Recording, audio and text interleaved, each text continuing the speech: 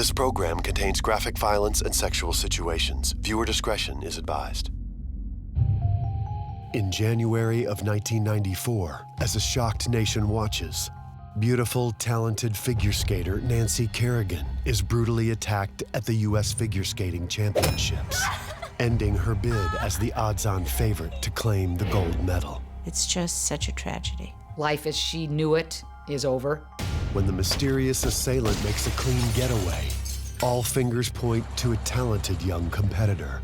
It's horrible, and our prayers with her and her family, and I just hope she recovers soon. When you're continually compared to someone else, it can get to you. A competitor whose traumatic upbringing in a trailer park and years of spousal abuse taught her the harsh rules of survival. She was tough, wrong side of the tracks, nothing given to her. Ugh, I just wish skating was a sport and not a beauty pageant. But was this poor country girl really the mastermind behind such a vicious and unprecedented attack? What if any of this was true? We had a lot of good evidence against Tanya Harding. That doesn't make it airtight, though. Or was she an innocent scapegoat, unfairly maligned by the media and demonized by fans? By the age of 23, Tanya had lost everything that she'd ever worked for. How would a single act send the life of a promising athlete spiraling into the dark world of sex tapes and tabloid smears? Can you imagine being in a place where you're thinking, for the right price, yeah, sure. Respect and money and a gold medal, they're all on the line. What on earth is going on here? It was a circus in this town, believe me. It was ridiculous. It was the talk of the games, good versus evil. Meet Tanya Harding. You are full of surprises. Just a second-class citizen in the glitzy, high-stakes world of figure skating, until scandal made her famous.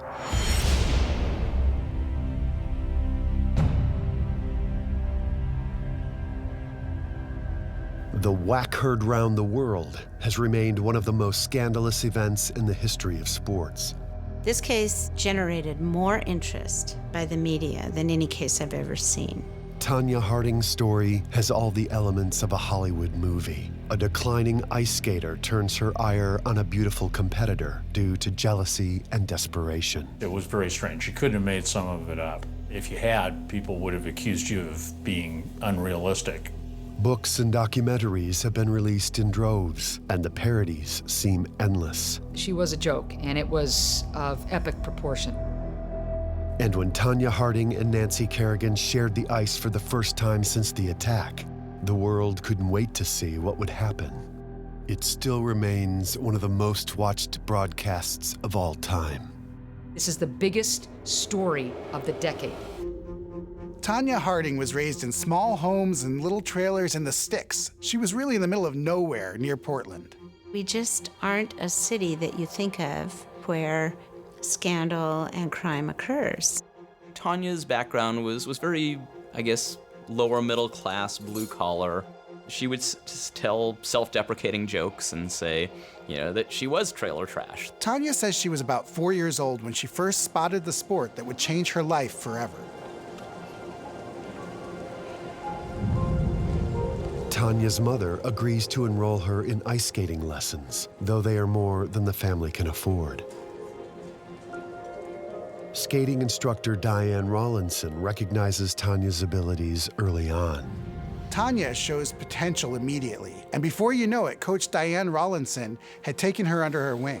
Hey, you show a lot of promise. Show me some more. Tanya's mother is always around with a critical eye, while Coach Diane is a soft place to fall. Yeah. Diane had taken her, nurtured her. She'd seen the talent that was there, and I think she believed in her. One of her coaches says at the age of 5 that this is Olympic material. That stuff gets out. She was stocky, she was strong, and she just had the ability to jump. She was a jumper. While her relationship with her mother is strained, Tanya is a daddy's girl. She absolutely adored her father. He had taught her to work on cars, taught her to hunt and fish. Her father treated her like a tomboy, basically, growing up. God, she loved her dad. Her mom and they just clashed. But Tanya's challenges don't end at home with her mom. She also begins to feel unaccepted by the ice skating community. In the 80s and 90s, competitive skating was an expensive sport, and it also had a lot of elements of beauty pageants to it. And Tanya Harding was lacking in all areas.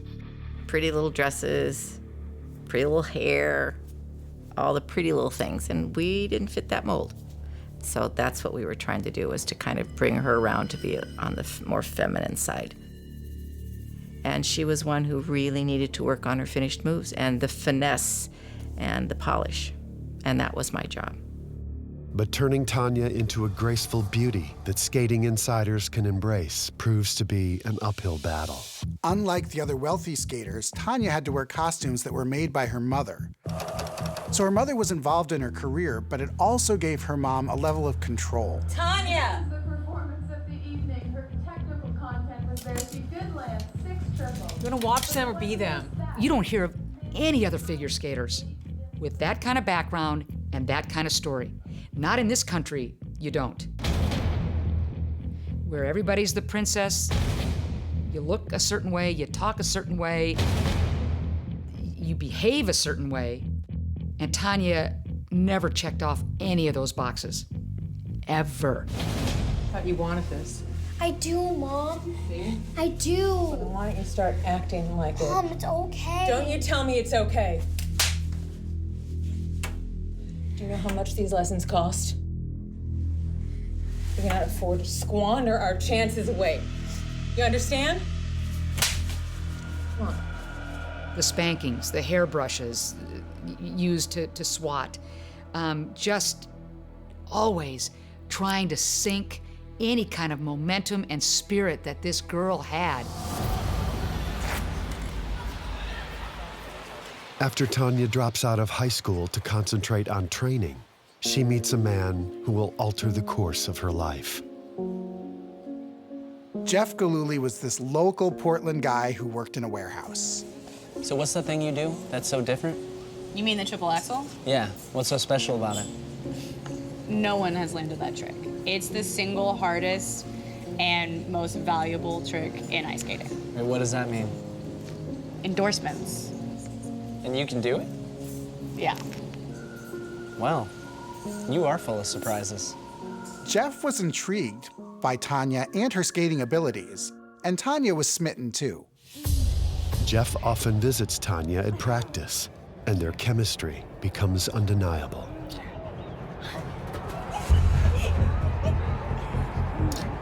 When she met Jeff, she saw him as the opportunity to get away from her mom. And so she moved in with Jeff right away. In 1990, at the age of 19, Tanya marries 22-year-old Jeff Gillooly. From the outside looking in, that was a very happy relationship. Hey, calm down. Don't tell me to calm down. Why are you gonna push me? Don't push me! I'm sorry. No, I'm sorry. During the first year of their marriage, Tanya said that Jeff beat her repeatedly. So she went from one bad situation to worse. Meanwhile, Tanya runs into an old acquaintance named Mike Pliska, who's working construction in the mall where Tanya practices. Can't make it as pretty as you no matter what we try. Tanya was still married to Jeff, but Mike became a friend and someone who she could trust and talk to. She'd confided in me that she was, that she was being abused, but insisted that I not do anything about it. I hate you! Things like grabbing hair, slapping, things that didn't necessarily leave a lot of marks. Tanya and Jeff separate, and Tanya starts dating Mike, who is everything that bad boy Jeff is not. So how does an athlete like you smoke? It relaxes me. No judgment. When Tanya was dating Mike in 1991, she was at the top of her game.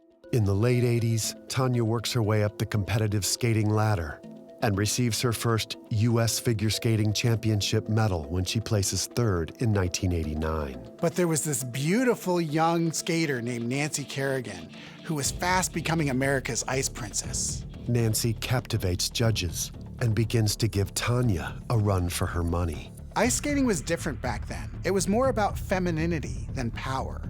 And many people believed that the judging reflected that. And the lower the scores got, the bigger the chip on Tanya's shoulder grew.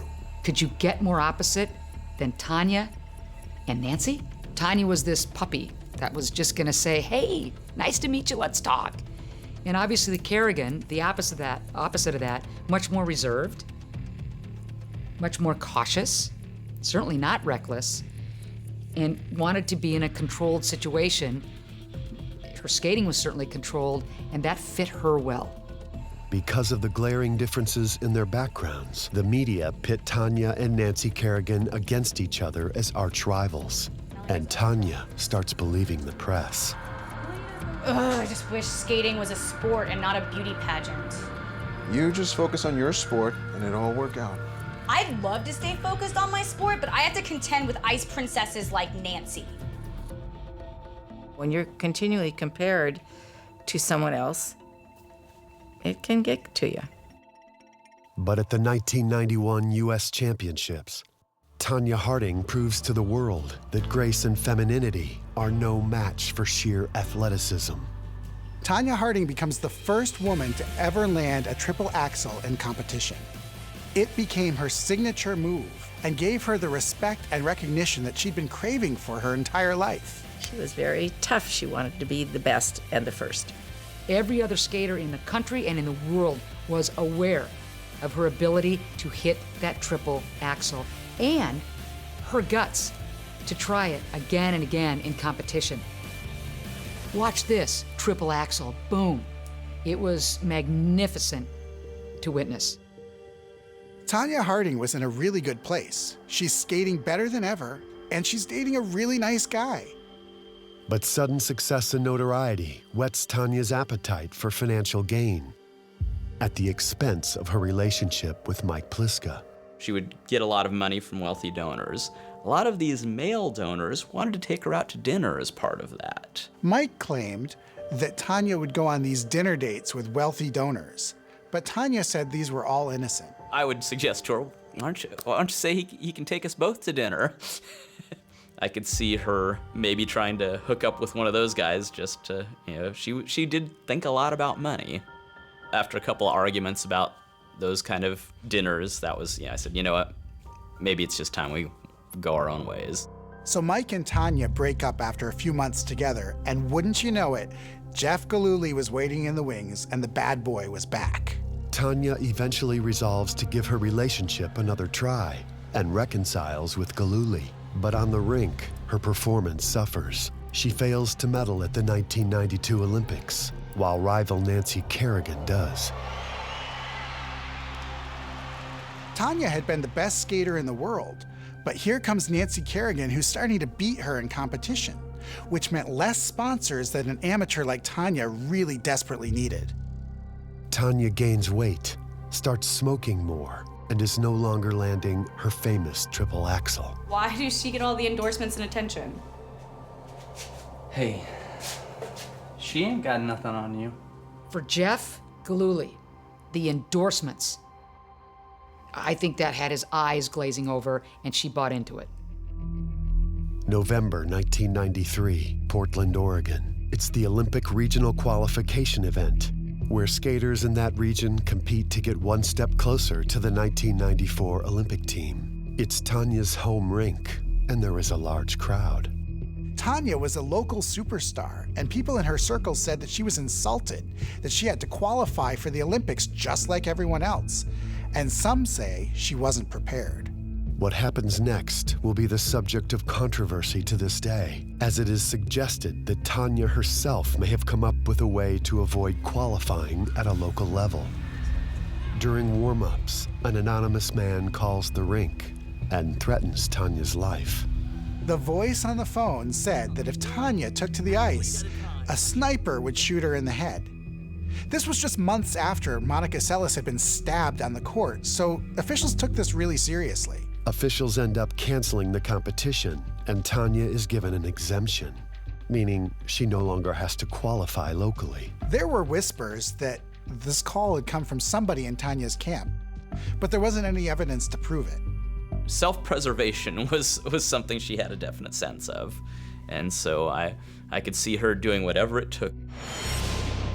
So Jeff meets up with an old buddy, Sean Eckhart, and tells him about the potential windfall from the 1994 Olympics if Tanya wins. If she can only beat Nancy Kerrigan. Because she's not Nancy Kerrigan, the judges hate her.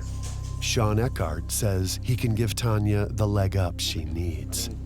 Whatever we need to do, I'm ready. He was sort of a grossly overweight kind of buffoon. He presented himself as being a security agent of some sort, but that was taking things far beyond reality. I need to do something to Kerrigan to make sure Tanya gets what she deserves. We should kill her. What are you talking about? No. Sean? What a stupid idea, you idiot. Oh, okay, maybe not kill her, but hurt her. I mean, that would guarantee Tanya qualifying for the Olympics. And that guarantees her a gold medal because she's the best. That's our ticket, you know? And the seed of hurting Nancy Kerrigan was planted. According to investigators, Jeff presents Tanya with the idea of disabling Nancy Kerrigan, her biggest competitor. You want to be on the cover of a magazine, and you want the Wheaties box right there with your mug on it and that gold around your neck. That's what you want, Tanya. That's what you want. That's what you want. And she said, oh, okay, let's do it. Jeff and Tanya knew that this was probably her last chance at Olympic gold and the money that they'd both get along with it. What if we broke her femur? So Jeff gave Sean Eckhart the okay to hire 2 of his bodybuilder friends to pull off an attack on Nancy Kerrigan. We need a photograph, address, the ring she practices in. I think it just seemed like a natural fit to recruit Mr. Eckhart or to pick his brain about how this assault might be undertaken and completed. And then he found Shane Stant and his uncle, Mr. Smith. Now there are 4 men plus Tanya involved in the plot, and all have different motives ranging from endorsements to bodyguard contracts to larger payments after the attack. But first, they need to locate Nancy Kerrigan. To find out where Nancy was training in Massachusetts, Tanya calls a skating journalist who would know, and the journalist calls her back. It's Vera. Okay, so I found out she practices at Tony Kent Arena, but I can't get an address. I'm sorry, sweetie. Good luck. What did she say? Tuna Can Arena. No. Play it again. No, I really think she said Tuna Can Arena. Play it again, Jeff. Tanya writes down the location of Nancy Kerrigan's training rink on a piece of paper, mistakenly identifying the Tony Kent Arena as Toonie Can Arena. Hi, Tanya. It's Vera. Okay, so I found out she practices at Tony Kent Arena, but Tony I can't get an address. Kent Arena. I'm sorry, sweetie. Good luck. An expert will later testify that the notes are written in Tanya Harding's handwriting.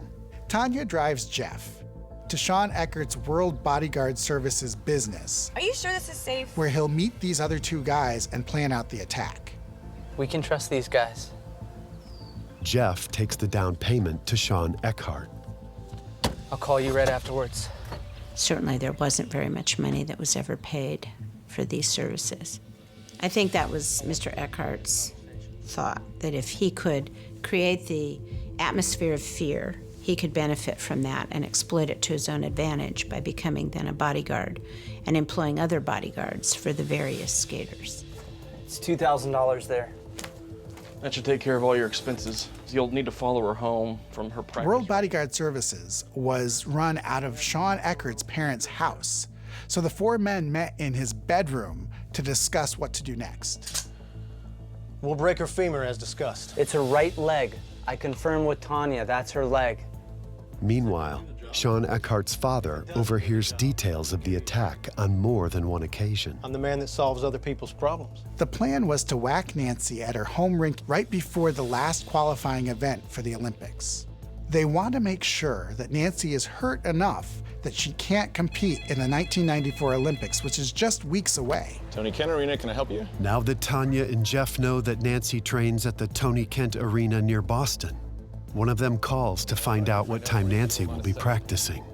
We found the phone records of the phones that were used in the Gillooly Harding household, and we were able to piece together the efforts that had been undertaken right about the time the assault was going to occur.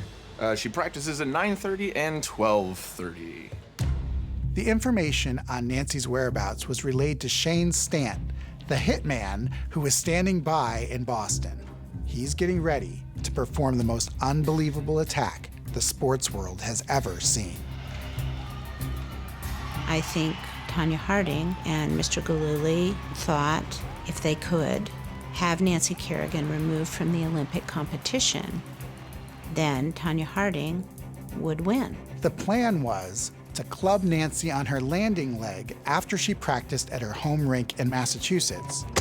But when he can't find Nancy at Tony Kent Arena, Shane Stant has only one more chance to get the job done. So now it's on to Plan B. He has to go to Detroit and whack Nancy at the U.S. Championships. There are places that are not at a televised national championship that you can do this. But I don't think they were smart enough to come up with that. It's 3 days later, and the Olympic qualifying event in Detroit is about to commence. Tanya Harding has just flown in from Portland to compete, while Sean Eckhart and Jeff Gillooly stay behind. Hitman Shane Stant has just arrived from Boston by bus. The Olympics are about 6 weeks away, so this is the last chance that Tanya has to prevent Nancy from qualifying. The attack has to happen now, or Tanya believes that she'll have no shot at the gold and the financial windfall that will come along with it. Shane Stant's uncle, Derek Smith, has joined him in Detroit. The two men go over the attack and how they'll get away. Door and head out the double doors. I'll be outside waiting with the car. We go home. Wealthy men. By disabling Tanya's chief competitor, they all believe they'll benefit financially in different ways. Meanwhile, Tanya is in her hotel room in Detroit, and Jeff is across the country at home in Portland. Both are anxiously awaiting the news. January 6th was a big day in the lives of all of them, and they were in constant communication with one another. Nancy Kerrigan leaves the ice after a public practice session. The next day, she is to compete in the U.S. Championships that will undoubtedly win her a spot on the Olympic team.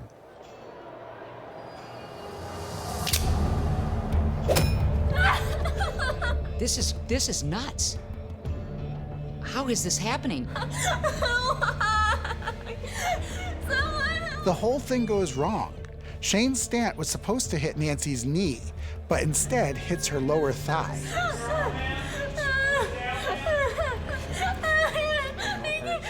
And then, when he realizes the doors are locked, he has to dive through the window. I don't think we could say this was a well-executed plan. I don't think a great deal of thought had gone into it. Television cameras, coaches, and medical personnel rush to Nancy Kerrigan's side.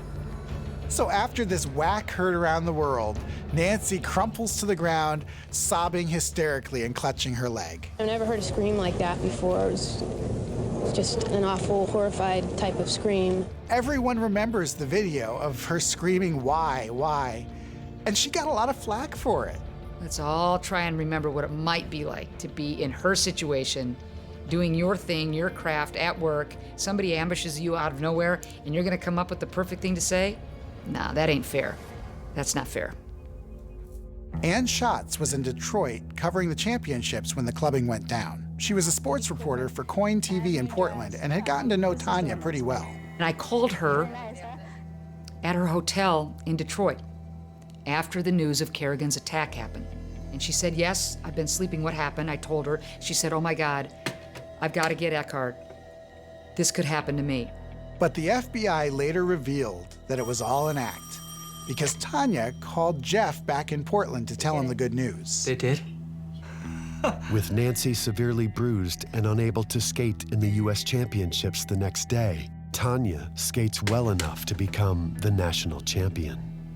Even though the clubbing forced Nancy to withdraw from the event, she and Tanya were both selected for the 1994 Olympic team. The Olympics were just a few weeks away, and no one knew whether Nancy was going to recover in time to compete. The police nor the public know who brutally clubbed Nancy Kerrigan, but Tanya's supposed death threat at the regional event left many people suspicious. and they contact the feds with tips.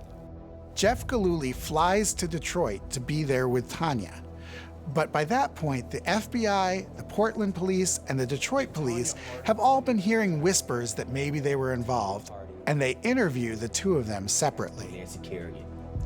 At first, they stay united and deny knowing anything. 4 days later, Tanya and Jeff fly back to Portland and are met by their new bodyguard, Sean Eckert. What happened to Nancy Kerrigan? It's horrible, and our prayers with her and her family, and I just hope she recovers soon. When I see him walking her through the airport days later, coming back from Detroit, I'm just thinking to myself, what on earth is going on here? Who is this guy? Did you have anything to do with this assault, Tanya? Let's go, come on. In the days following, Nancy appears on the cover of magazines, and TV crews camp outside both skaters' homes. When Tanya was skating at Clackamas, right after she got back from Detroit, when she had public skating sessions, this is when folks from around the world were starting to come in. It was a circus in this town, believe me. It was ridiculous. Security. This was a media spectacle like no one had ever seen, especially in Portland. Here you've got the pretty Disney princess on ice, and then on the other side you've got the cigarette-smoking tomboy from a trailer park in Portland. They were just like good versus evil, and the media had a field day with it, and the American public couldn't get enough of it. And I will prove to everyone that I am number one. The whole thing quickly unraveled as Eckhart began to tell everybody and their brother what was going on in various statements that were made here, there, and everywhere. A 5-year-old would have known, keep it quiet, and he never could. It was Mr. Eckhart who made it so much easier to solve the crime because, of course, he was talking. And as I recall, his father was talking as well.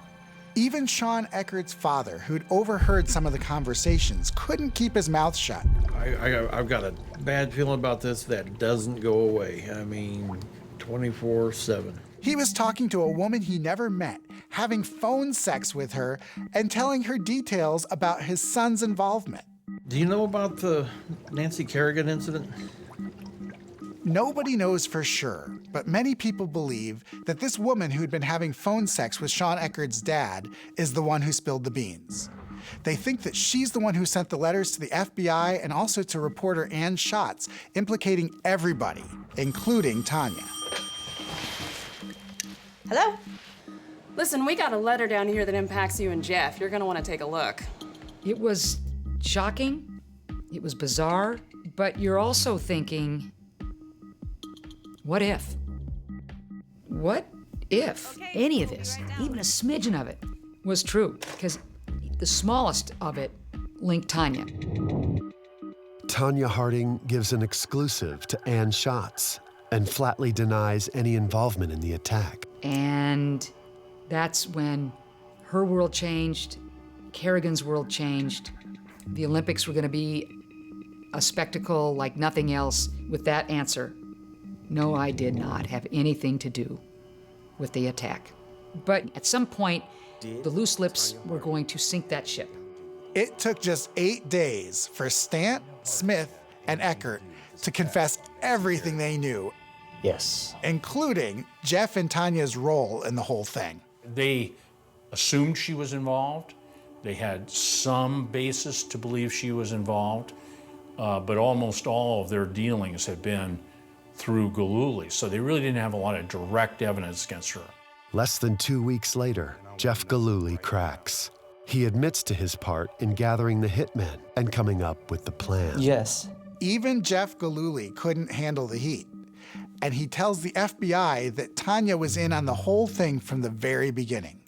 But without any more evidence, the FBI can't make an arrest.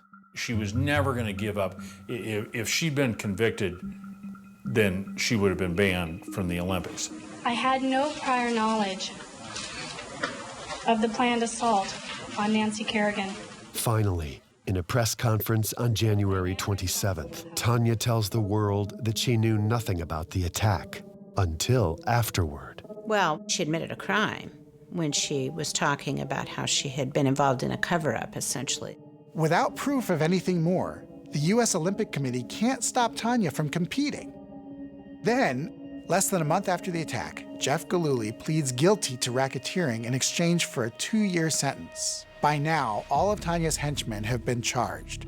So all Tanya can do is keep her head down and train amidst all this media scrutiny.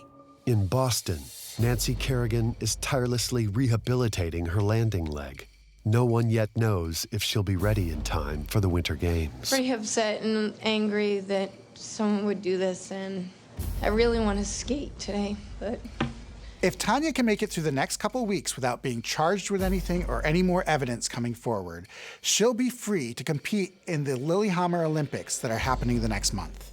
But on January 31st, Portland restaurant owner Kathy Peterson sifts through trash that's been illegally dumped on her property. It has happened before, and Kathy is intent on finding the culprit. On this particular day, and I opened up the first bag of trash, and going through it looking for an envelope or a name or something. And so what I found in the garbage was a commuter ticket out of Detroit. I found an envelope with all this doodling with a Tony Kent Arena, things that pertain to Nancy Kerrigan's practice schedule, and a Skaters Association check receipt made out to Tanya Harding. So having that information, I knew that it was associated with them and kind of just went from there. It was as though the skies had opened up and a ray of sunshine had come down and lighted up our case. The likelihood of that happening was 1 in a million. The envelope was turned over to the FBI, and they had a handwriting expert analyze it. The side that has Tony Kent Arena on it, that's the side with Tanya's writing. However, in the upper portion, I recall very distinctly 3 entries that had to do with dollar figures, and those were all written by Jeff Gillooly. Interestingly, the dollar figures all totaled up to the same amount of money that was paid to the individuals who went out and hit Nancy Kerrigan on the knee. The results of my laboratory examination conclusively convinced me that Tanya Harding did write, in my expert opinion, Tony Kent Arena and other information to include phone numbers, etc., that appeared on one side of the envelope. She was caught red-handed in being involved in securing the location of the first attempt on Kerrigan at the practice arena, and she was caught red-handed in having sought the times.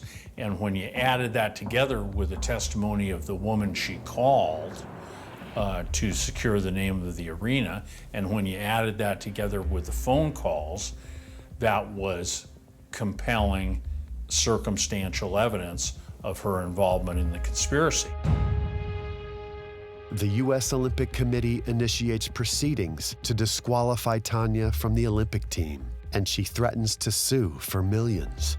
Tanya was not on the Olympic team when the assault occurred, and she has not yet been charged with any wrongdoing. In the end, the Olympic Committee had no choice but to let her skate. The 1994 Winter Olympics in Lillehammer, Norway have begun, and Nancy Kerrigan has been cleared by her doctors to compete. The WAC was a failure. It had the desired effect of taking her out of the immediate competition, but it did not have the desired effect of taking her out of the Olympics. During an Olympic practice session, Tanya and Nancy share the ice for the first time since the assault. Hundreds of reporters cram into Lillehammer's press corps in anticipation. Everybody was talking about Tanya and Nancy. What did she know? When did she know it? What did she sign off on? Those are the questions that are just swirling. The tickets were getting scalped for prices that were ridiculous. It was the talk of the games. And it didn't matter where you were or what event you were watching, the conversation would always circle back to the upcoming showdown between good versus evil. Everybody waiting to see what was going to actually happen, both of them on the ice at the same time. Goodness, that could be trouble right there. Talk about tension on the ice. I don't know what we thought was going to happen, but they didn't speak, they didn't interact, but you could cut through the tension with a knife. Later, more than 40 million Americans tune in for the ladies' free skate competition. This was the moment that Tanya Harding had been waiting for. Respect and money and a gold medal, they're all on the line, and it's all dependent on this one performance. But the problem is, she was starting to unravel. Tanya's bootlace breaks immediately before her program, and while trying to fix it, she's nearly disqualified for arriving late to the ice. Sometimes that happens with ice skates. You know, you have to lace them so tight that it could happen. It could have been not a good pair of, or an old pair of laces. It's hard to say. You know, it could have been really an honest mistake, but, you know, kind of part of the drama. Then, just seconds into the routine, Tanya misses a jump and she blames it on a broken lace. You could tell that she was starting to crack under the pressure. It's kind of interesting. There are two iconic moments from this whole thing.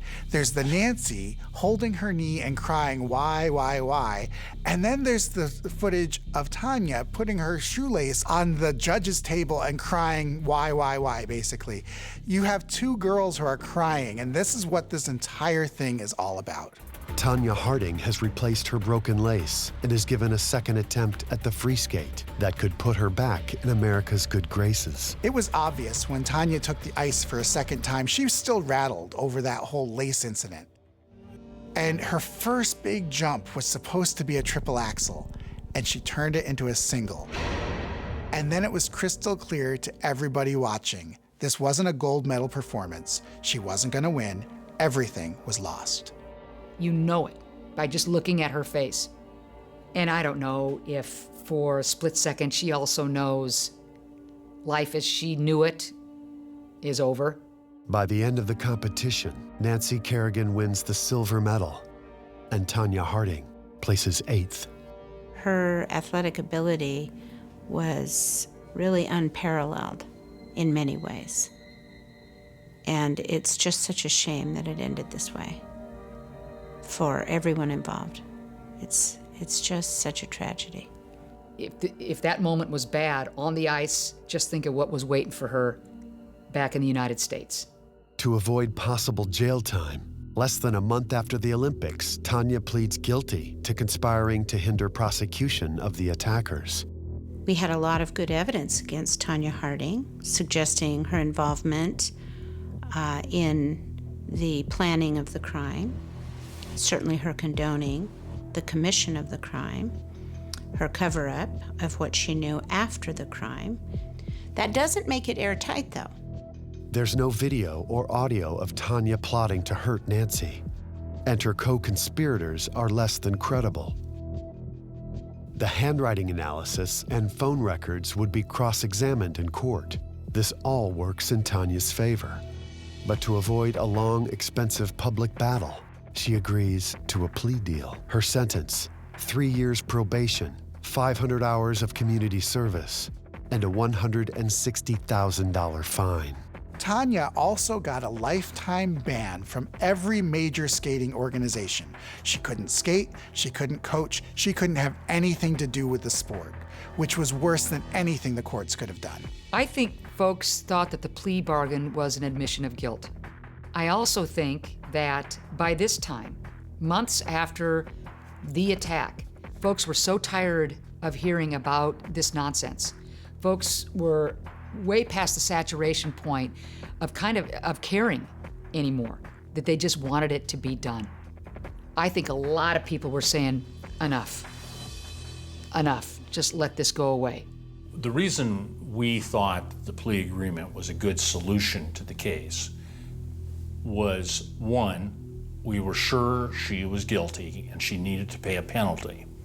On the other hand, if we'd had a trial, this trial would have consumed resources from our office, all surpassing, the ultimate importance of the crime compared to the type of things we do that far fewer people were interested in the media.